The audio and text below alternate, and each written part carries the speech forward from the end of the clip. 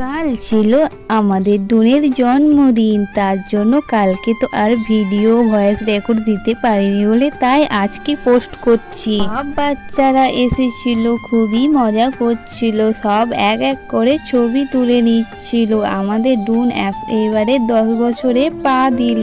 এখানে আমরা ছবি তুলে নিচ্ছিলাম, তো আমার পার্টনারগুলো ভালো করে ছবি তুললো না, চলে গেল। আমাকে ভীষণ রাগ লাগছিল। চলো এখন আমাদের ডুন কেক কাটে। কেক কাটা হয়ে গেল, এখন তার মা বাবা সবাই খাইয়ে দিচ্ছিল, আর এখানে ভিডিও কল করেছিলাম। তারপরে এখন সবাইকে এক এক করে দেখাচ্ছি, কারণ ভিডিওটা স্পিড করে দিয়েছি যাতে তাড়াতাড়ি ভিডিওটা ছোট্ট হয়।